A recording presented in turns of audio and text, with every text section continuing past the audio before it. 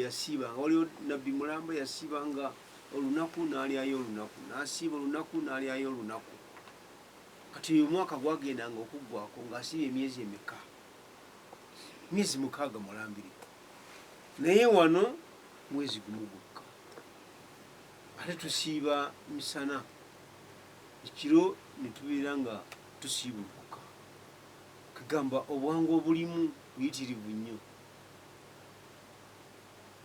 era mu bwangu obwo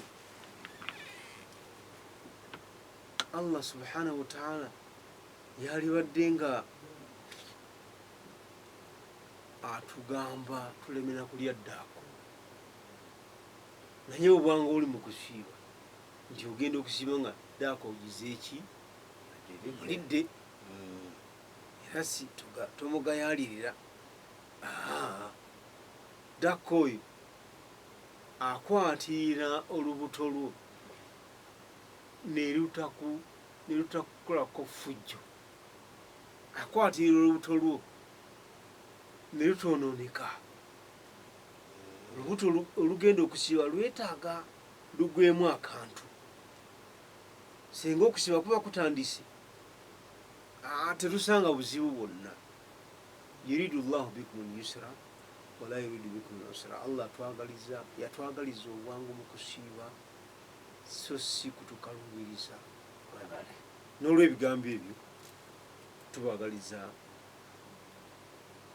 birungi biyerere mu programu eno n'endala. Assalamu alaikum warahmatullahi wabarakatuh. Alaikum assalam warahmatullahi wabarakatuh. Mulizo mulungi Islamic culture ya programu egenda mu maaso tuli mu kwetegekera Ramadan ogyetegekedde otya tukoneko ku 07551 931 931 ne 07730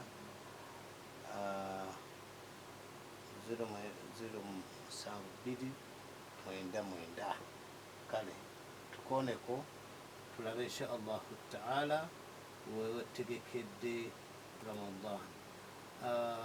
Dokita nga bwogambye nti ebitundu n'eggwanga beetegekera ab'ennakaloke balina entegeka gye bali okutegekamu kusonda kamere ke bagenda okulya omuzigiti ku ifutaani era waliyo abatuuze abasaze nabagamba nina kilo 10 kyakuliisa abantu abalabadde basonda ebiri buli mwezi nga kyebanoonyamu kuliisa abantu yetegeka Nakaloke Center Mosque gye bali okwetegekeramu Ramadan.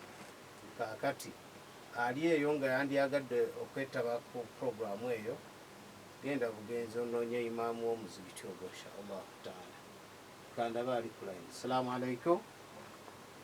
Assalamu alaikum warahmatullahi wabarakatuh. Alaikum assalam warahmatullah. Barakallahu fikum. Wa fikum barakallah. Niyanzane Dr. Suntabasha Mutuzza. Yes, seba amanya gaffe. Dumba Shafiso. Dumba Shafi, yes. Yako chenjizemu. Mutagenda kulikwasa nsonga mu masira Allah subhanahu wa ta'ala ntaasiira. Wadde walina wali muvubuka nga toyagala kusiiba. Kati niyosawa okuba nti ekizibu byonna byonna binakuutako gyaka gyonna. Chenjizemu ekyo.